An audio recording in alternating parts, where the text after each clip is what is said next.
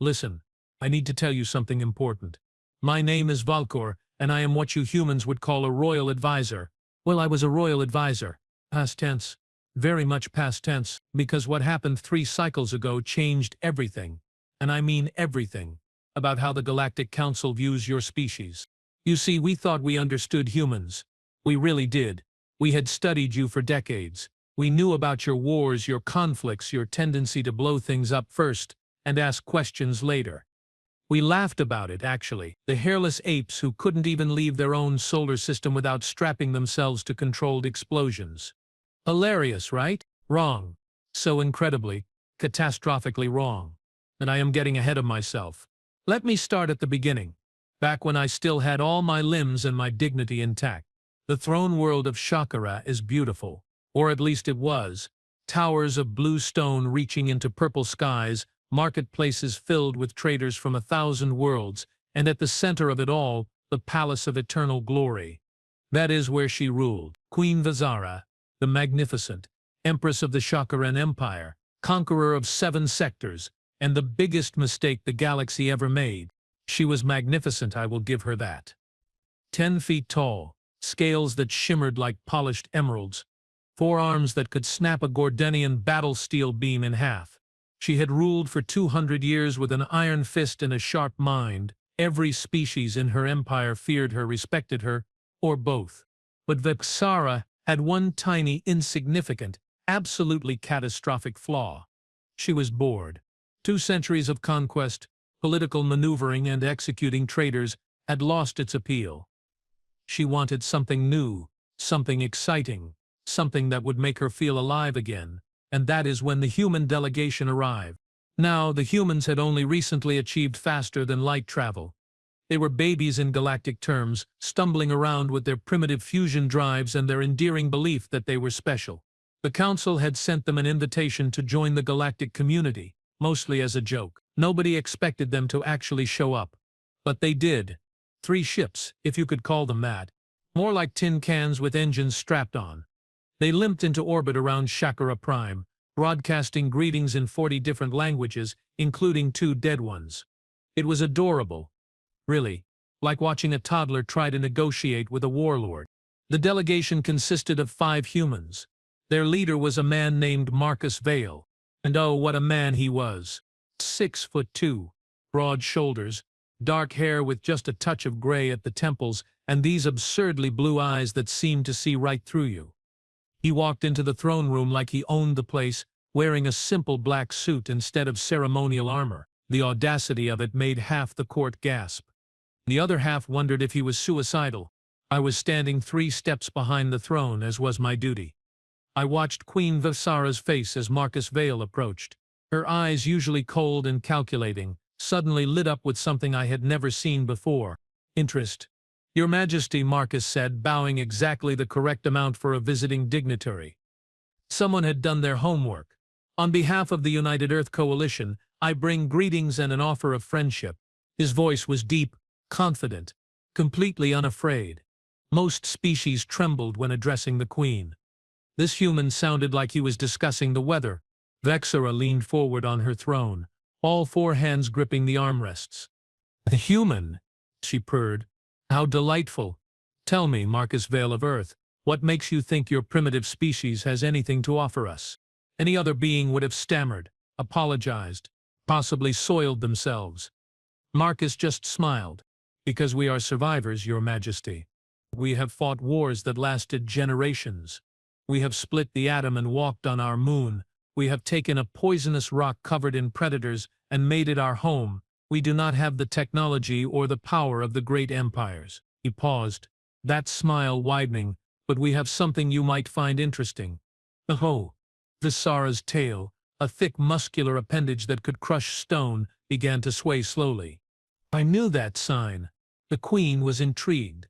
And what might that be? Hope, stubbornness, and an absolutely irrational refusal to quit, no matter how bad things get. The throne room erupted in laughter. Even I had to suppress a chuckle. This human thought his species' molish stupidity was an asset, priceless. But Vexara was not laughing. She was staring at Marcus with an intensity that made my scales itch. Fascinating, she whispered. Then louder, "You will stay as my guest, Marcus Vale. I wish to learn more about these qualities." That should have been my first warning. The Queen never invited anyone to stay. She conquered, she commanded, she collected tribute. She did not host guests. But what did I know?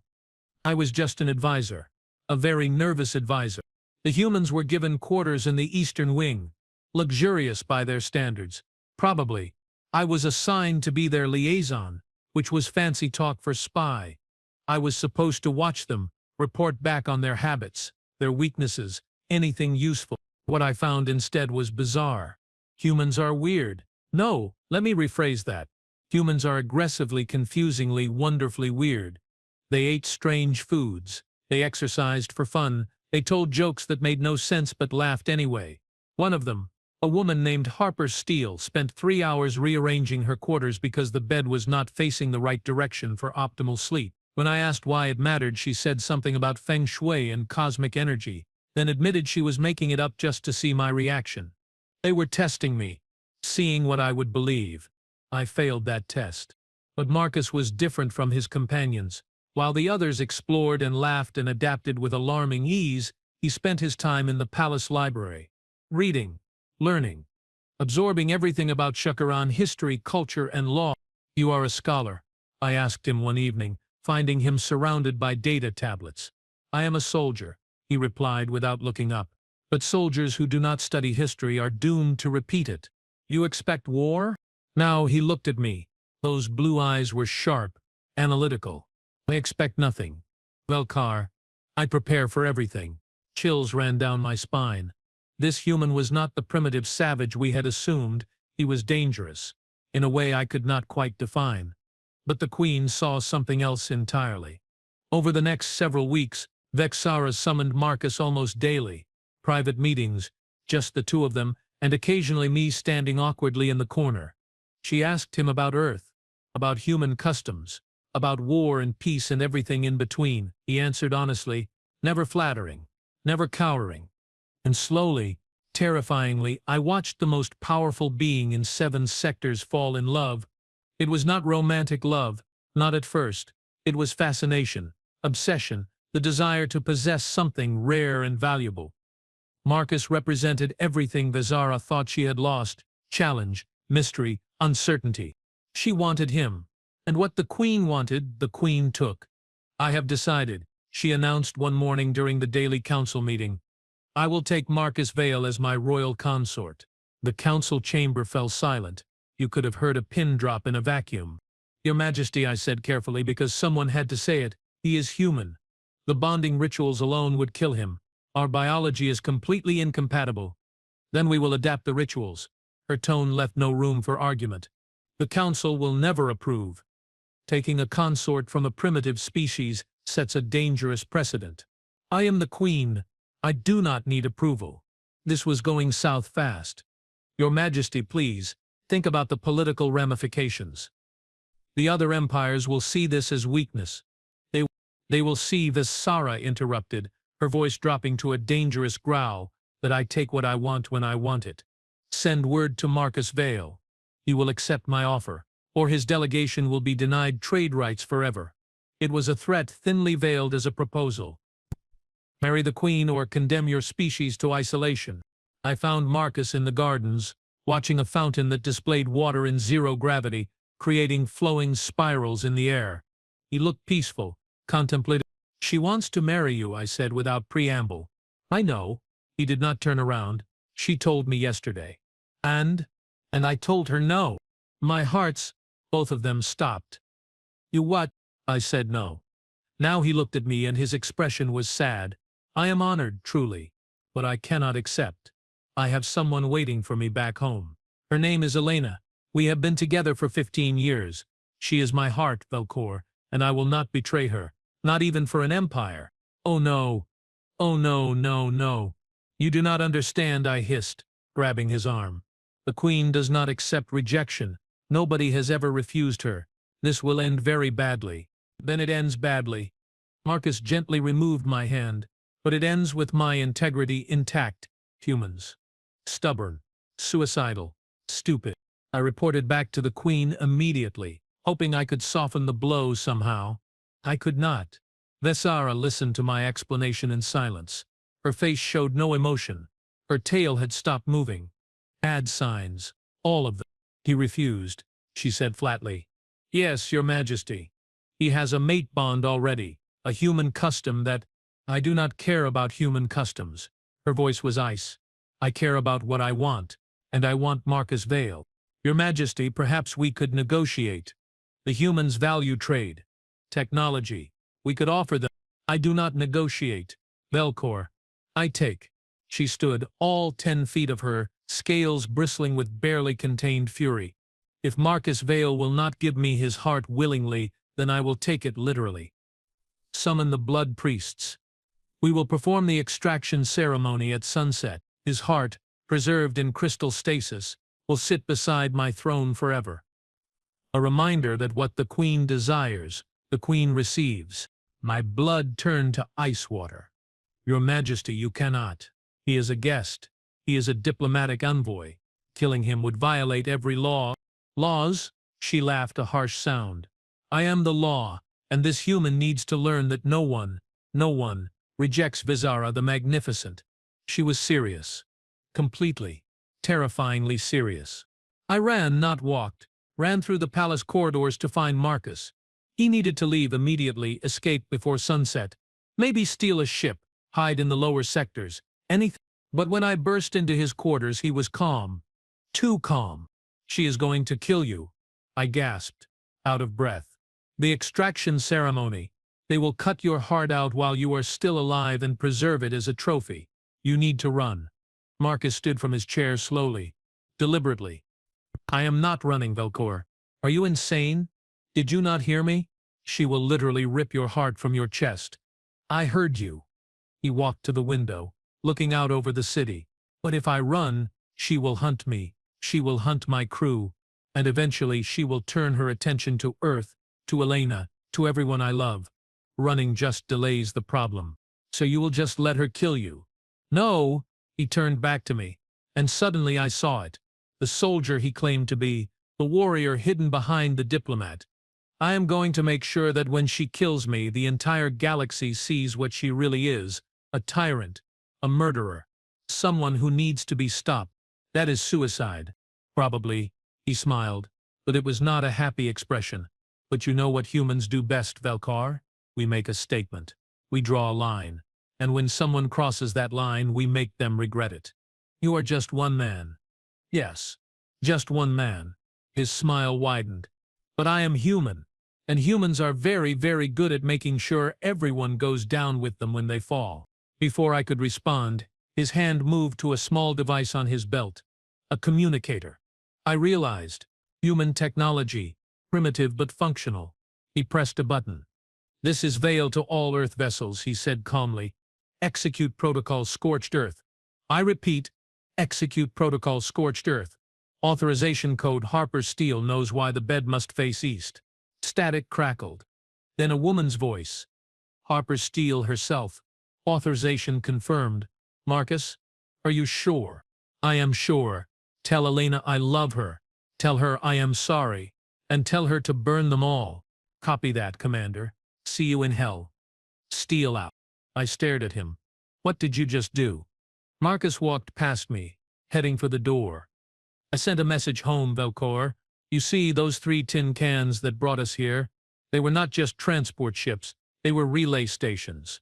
And for the past 6 weeks, while your queen was busy being obsessed with me, my crew was busy mapping every military installation, every defense grid, every weakness in the Shakaran Empire.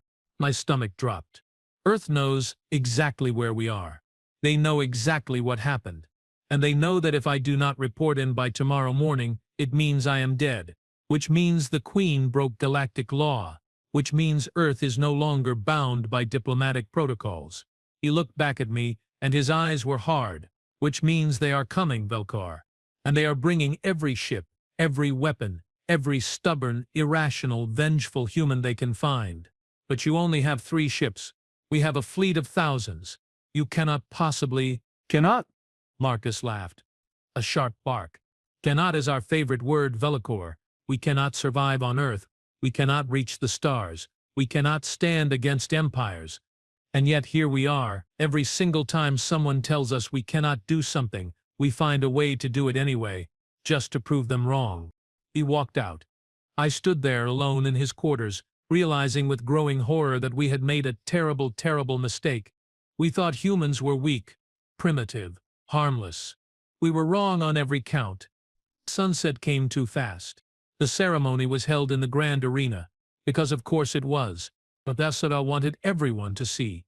A lesson for anyone who might think to refuse her in the future.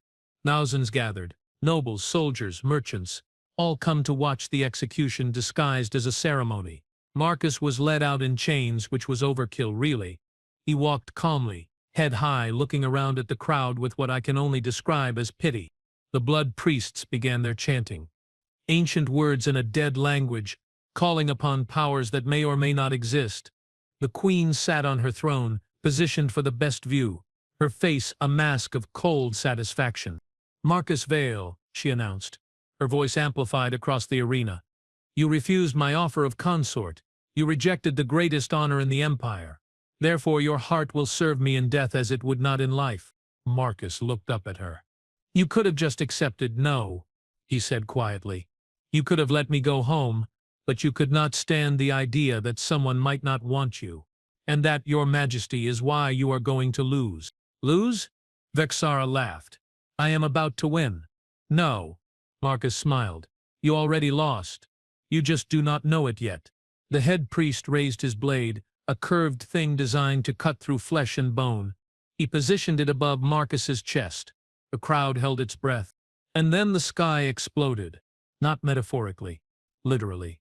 The defense grid, the pride of the Shakaran military, the network that had protected the throne world for centuries, suddenly failed. All at once. Every satellite, every shield generator, every sensor array simply shut down. And through that gap came the humans. Not 3 ships. Not a dozen. Hundreds. Thousands. A fleet so massive it blotted out the purple sky, turning day into night. They were not sleek. They were not elegant. They looked like flying junkyards, all hard angles and exposed weapons and raw fury. But there were so many of them. O ancestors. So many. "This is Fleet Admiral Rebecca Thorne of the United Earth Coalition." A voice boomed across every communication channel. "You have exactly 1 minute to release Commander Marcus Vale, or we turn your pretty little throne world into a parking lot. Your move, your majesty." The arena erupted into panic. Nobles screamed. Soldiers ran for weapons. The blood priests dropped their blade and fled. Only Vasara remained seated, staring up at the fleet with an expression of shocked disbelief. "How?" she whispered. "How did they get past our defenses?" Marcus, still in chains, still kneeling but somehow looking more powerful than anyone else in the arena, answered her. "Because you were too busy obsessing over me to notice that Harper Steele was not just rearranging furniture, she was hacking your systems, and Jake Morrison was not just eating strange foods in the mess hall, he was befriending your engineers, learning your codes, and Terry Wu was not just exercising for fun, he was testing response times, mapping patrol routes, finding weaknesses." He stood, and somehow the chains seemed irrelevant. "You thought we were primitives. Your Majesty, you thought we were weak, but you forgot the most important thing about humans." "What?" Vasara's voice was barely audible. "We cheat, we lie, we improvise. And when someone threatens one of us, all of us come running with the biggest guns we can find." Marcus looked up at the sky, at the fleet of human warships bristling with weapons. "You wanted my heart, Your Majesty. Congratulations, you just got humanity's wrath instead." The minute was up. The first shots fired. And the Shakaran Empire learned a lesson that would echo through the galaxy for generations. Do not mess with humans. So, where were we? Oh yes, the part where the sky caught fire and my entire understanding of the universe shattered like cheap glass. The human fleet did not just fire warning shots, they did not posture, they did not negotiate. They opened up with everything they had, and let me tell you, humans apparently have a lot of everything. The first salvo hit the planetary shield generators. You know, the ones that had protected Shakara Prime through 3 separate invasion attempts over 2 centuries. The ones that could supposedly withstand the combined firepower of a sector fleet. They lasted 4 seconds. 4 seconds. The generators exploded in sequence, creating a chain reaction of fire that lit up the horizon like a string of deadly pearls. The shockwave hit the arena, knocking half the crowd off their feet. I grabbed onto a pillar to steady myself, watching in absolute horror as the impossible unfolded before my eyes. "Shields down," a calm human voice reported over the open channel. "All military installations marked. Awaiting orders, Admiral." Admiral Rebecca Thorne responded immediately. Her voice was cold, professional, utterly devoid of mercy. "Target their command centers.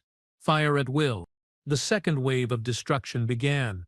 Shakaran Military Command was housed in the northern quadrant, a fortress that had stood for 800 years. It took the humans 18 seconds to reduce it to rubble. The naval yards where our warships were built, 22 seconds. The weapon stockpiles in the eastern mountains, they did not even bother attacking those. They just dropped something the humans called a bunker buster bomb, and the entire mountain range collapsed inward like a sinkhole, burying centuries of military hardware under 1 billion tons of rock. It was not a battle, it was an extermination. Queen Vexara finally moved. Rising from her throne, all 4 hands clenched into fists. "Return fire," she screamed. "All ships, engage the human fleet. Destroy them." The Shakaran Defense Fleet launched. 200 warships, each one capable of glassing a planet. They rose from their docking bays, weapons hot, ready to show these primitive apes what real military power looked like. The humans were waiting. I watched it happen through the arena's display screens, which were still broadcasting despite the chaos. I wish I had not watched. I wish I could forget. The human ships moved wrong. That was the first thing I noticed. They did not fly in formation. They did not follow standard tactical patterns. They swarmed like insects, breaking every rule of space combat, doing things that should not work but somehow did. One of our battle cruisers, the Pride of Shakara, locked onto what looked like an easy target, a small human frigate, alone, seemingly vulnerable. The battle cruiser fired its main cannon, a weapon that could punch through 3 feet of reinforced hull plating. The frigate dodged. Not with engines, not with thrusters. It just moved impossibly fast, like it had anticipated the shot before it was fired. And then it returned fire with something that looked like a crude missile. The missile hit the battlecruiser's reactor. I do not know how. The reactor was buried deep inside the ship, protected by layers of armor and shielding. But somehow, impossibly, that crude human missile found its way through every defense and detonated right in the power core. The Pride of Shakara exploded so violently that the shockwave destroyed 2 nearby ships. 1 frigate, 1 missile, 3 battle cruisers gone. And that was just the beginning. The humans had studied us. I realized every weakness, every design flaw, every tactical doctrine. While we had laughed at their primitive technology, they had been taking notes, learning, adapting. The Shakaran fleet lasted 9 minutes. 9 minutes of absolute slaughter, of human ships dancing through our formations like they were playing a game, of weapons that should not work but destroyed everything they touched.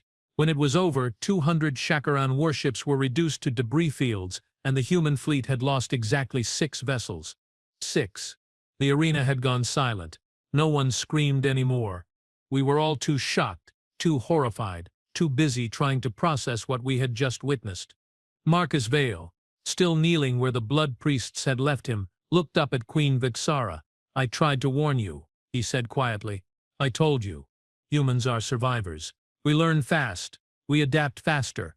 And when you threaten us, we bring the whole house down." Vexara was shaking. All 10 feet of her, scales bristling, eyes wide with something I had never seen before. Fear. Pure, primal fear. "This is impossible," she whispered. "Your species is barely space-capable. You should not have weapons like this. You should not have tactics like this." "You are right," Marcus agreed. "We should not, but we do." "Want to know why?" She did not answer. She could not. "Because for the last 50 years, Your Majesty, humanity has been preparing for first contact. We knew we were not alone. We knew that when we finally met other species, We would be the babies in the room, the weak ones, the targets. So we did what humans do best. We got paranoid. We built weapons we hoped we would never use. We developed tactics for enemies we had not met yet. We prepared for the worst possible scenario. He smiled, and it was the saddest smile I had ever seen. Turns out we were right to be paranoid. Turns out the universe is full of predators who see kindness as weakness and diplomacy as an opportunity to strike. You could have been our friend, Vexara. You could have been our ally. Instead, you decided to cut my heart out because I would not betray the woman I love. The communication channel crackled again. Admiral Thorne this time, her voice cutting through the silence like a blade. "Commander Vale, are you intact?" Marcus touched his chest where the priest's blade had been seconds away from cutting. "Still breathing, Admiral. Situation is stable." "Good. We are preparing orbital bombardment. All human personnel, evacuate to designated extraction zones. Shakaran citizens have 30 minutes to reach emergency shelters before we begin." 30 minutes. She was giving them 30 minutes before turning the capital city into dust. "Wait," Marcus said quickly. "Admiral, hold fire. Repeat, hold fire." A pause. "Commander, they were going to kill you."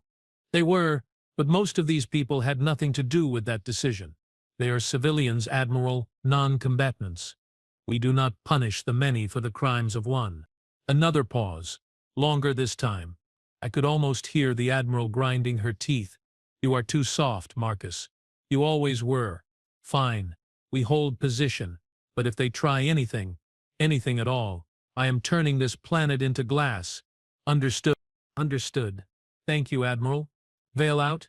He looked at Vexara, who was still frozen on her throne. "You have two choices, Your Majesty.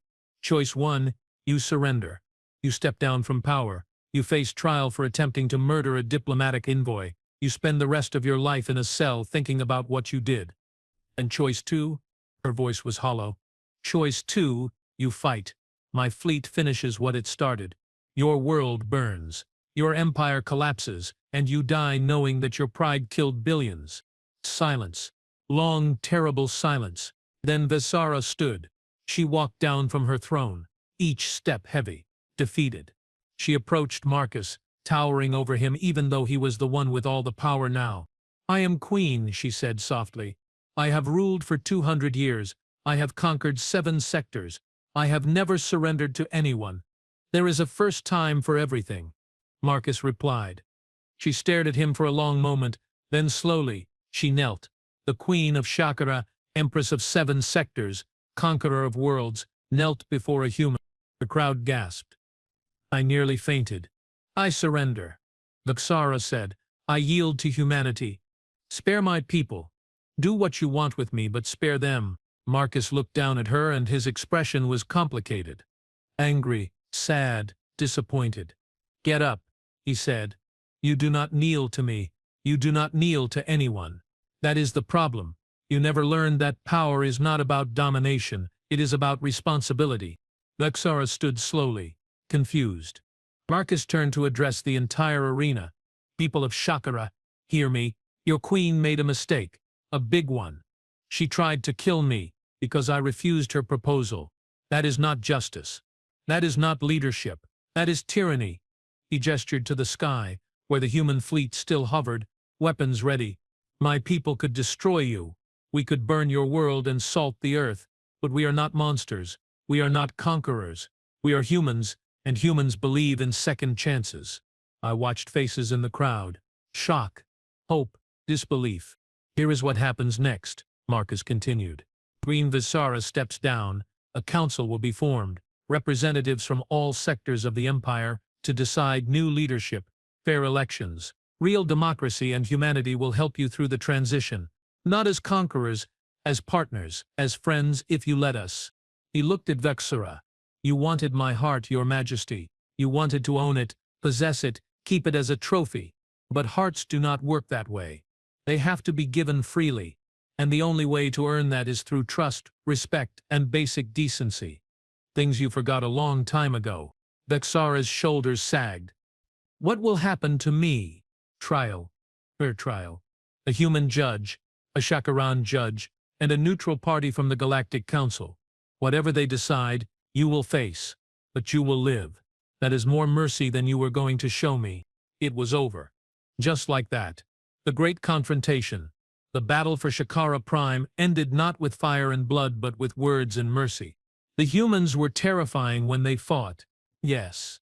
But they were somehow more terrifying when they showed compassion. Because that meant they chose mercy. They could have destroyed us. They had every right to, but they chose not to. That is power. Real power. The next few hours were chaos, but organized chaos. The human fleet sent down aid ships, medical teams, engineers to help repair the damage their attack had caused. They set up temporary shelters for displaced citizens. They shared food, medicine, supplies. They helped us. After we tried to kill their commander, they helped us. I found Marcus later that evening. He was standing on a balcony overlooking the city, watching human and Shakaran workers side by side, clearing rubble and rebuilding. Why? I asked him. Why show mercy? Why not just take revenge? Marcus did not look at me. He kept his eyes on the city. Because revenge is a cycle. Velkar. You hurt me, I hurt you. Someone else hurts us. It never ends. Someone has to be brave enough to break the cycle. Might as well be us. But your people came here ready to destroy us. That fleet was not for show. No, it was not. He finally looked at me. We came ready to burn your world if we had to. But we also came hoping we would not have to. That is the difference between humans and the rest of the galaxy. We prepare for war, but we pray for peace. I thought about that, about a species so strange, so contradictory, that they could be simultaneously ruthless and merciful, violent and kind. What happens now, I asked. To Shakara, to the Empire? That is up to you, Marcus said. We will help, we will guide, but we will not rule. This is your world, your future. You decide what it looks like. And if we decide we want the Queen back, if we reject your democracy, he smiled, then we leave. We do not force our values on others, Velkor. We just show them there are options. What they choose is their business. You are a strange species, I said. We get that a lot. A small ship descended from orbit, sleek, fast, bearing the markings of a human transport. It landed in the palace courtyard, and a woman emerged. She was shorter than Marcus, with long dark hair and eyes that found him immediately. She ran faster than I thought humans could move, and Marcus ran too. They collided in the courtyard, holding each other like the universe might tear them apart if they let go. Elena, I realized. His mate, his heart. I watched them from the balcony, watched this reunion that the Queen had nearly prevented forever, and I understood then why Marcus had refused Vexara, why he had been willing to die rather than betray this woman. Because this was love. Real love. The kind that survives distance and danger and death threats from alien empires. The kind worth fighting for. The kind worth showing mercy for. 3 weeks later I attended Marcus Vale's departure ceremony. He was going home to Earth, his diplomatic mission technically complete. The new Provisional Council of Shakara was in place, elections were scheduled, and human advisors were helping with the transition. Vexeter was awaiting trial. She spent her days in comfortable confinement, reading books about human history. She had become fascinated with a period called the Enlightenment, when humans first started questioning absolute monarchy. I visited her once. She looked smaller somehow, diminished but maybe more real. I was a fool, she told me. I thought power was about control, about taking what you want. The humans showed me what real power looks like. What is that? I asked. Choosing not to use it. Having the strength to destroy someone and deciding to save them instead. That is power I never understood. The day Marcus left, half the city came to see him off. Humans and Shakarans, side by side, cheering and waving. Children held signs with messages in both languages. Someone had started selling T-shirts with Marcus's face, and the phrase, "He said no to the Queen and lived." Humans find humor in everything. I swear. Marcus stood at the boarding ramp of his ship, Elena beside him. Admiral Thorne was there too, looking significantly less terrifying now that she was not threatening to glass a planet. You should have let me blow something up, the Admiral grumbled. Just a little something, for morale. Next time, Marcus promised. Next time someone tries to cut my heart out, you can blow up whatever you want. I am holding you to that. He turned to me, extending his hand. A human gesture of respect I had learned. I took it, trying to match his grip strength and failing. "Thank you, Velcor," he said, "for trying to warn me, for not running when things got bad. You are a good person. Your people are lucky to have you." "I did nothing," I protested. "You saved yourself. You saved all of us." "We saved each other," he corrected. "That is what friends do." Friends? A human and a Shakaran. Who would have thought? "Will you come back?" I asked. "To visit?" "Probably. Elena wants to see the zero-gravity fountains, and I hear you have excellent food once you get past the fact that everything is still moving when you eat it." I laughed. Actually laughed. A few weeks ago, I thought my world was ending. Now I was laughing with the human who had threatened to destroy it. Strange universe we live in. Marcus boarded his ship. The ramp closed. The engines fired up with that characteristic human roar, all noise and fury and barely controlled explosions. The ship lifted off, joining the waiting fleet in orbit. And then they were gone. The sky returned to its normal purple, the stars visible again now that the human warships were not blocking them out. Life went on. But everything had changed. The Galactic Council convened an emergency session 3 days after the incident. Every major species sent representatives. The topic was simple but terrifying. What do we do about the humans? I was there representing the new Shakaran Provisional Council.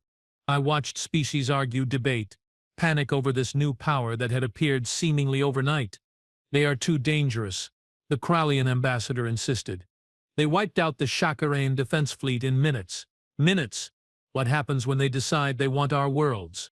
"They do not want our worlds," I said quietly. Every head turned to me. "They had the opportunity. They had the power." Queen Vizara offered Marcus Vale an empire. He refused. They could have conquered Shakara. They chose to help instead. That was one incident. Someone else argued. One example.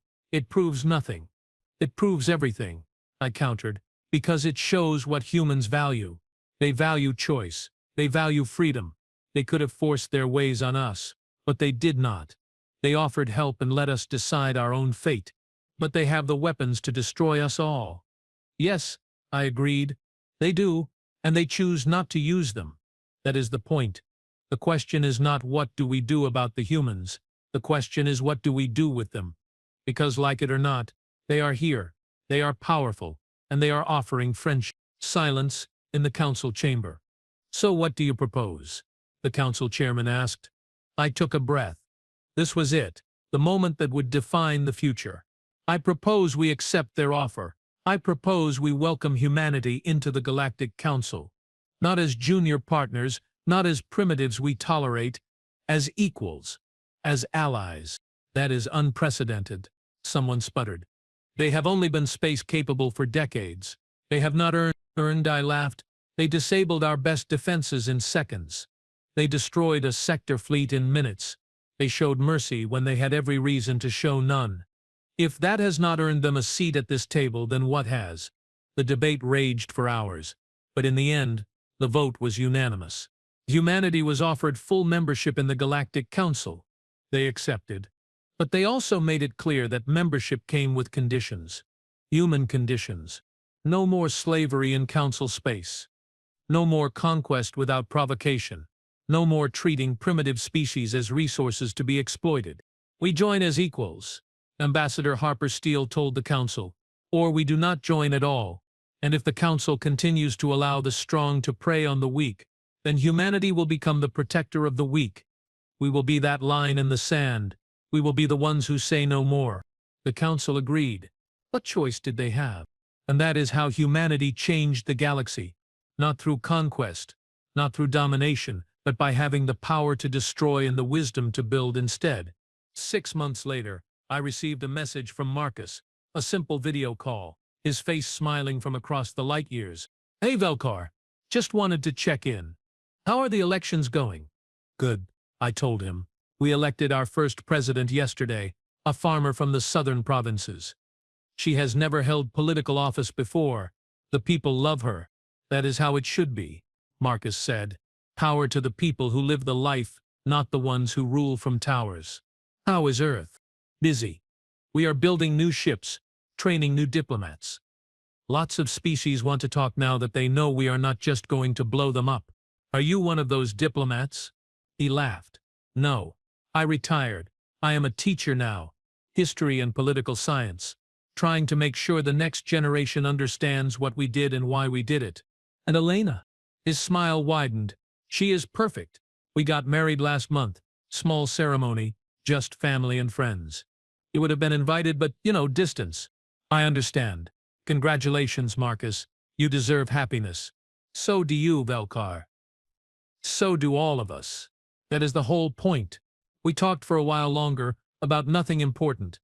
Politics, weather, the absurdity of trying to cook human food with shekarang utensils, normal things, friend things. When the call ended, I sat back and thought about everything that had happened, about how close we had come to disaster, about how one stubborn human had changed the course of history by simply refusing to compromise his values. The Queen had wanted his heart. She got humanity's wrath instead, but more than that, she got a lesson. We all did. Power is not about taking what you want. It is about knowing when to show restraint. It is about being strong enough to be gentle, dangerous enough to be kind, powerful enough to choose peace. Humans understand that. They live it, and maybe, just maybe, they can teach the rest of us to do the same. My name is Velkor. I am a council representative now, and I am proud to say that humanity's first real friend in the galaxy was a Shekaran who learned that sometimes the smallest species can teach the biggest lessons. Do not mess with humans, but more importantly, do not make them choose between their hearts and their duty, because when you force that choice, they will pick their hearts every time, and they will make sure the entire universe knows that some things are worth fighting for. Love, freedom, dignity, choice. These are human values. And now, thanks to one stubborn commander who refused to bow, they are becoming galactic values too. The Queen wanted a trophy. She got a revolution instead.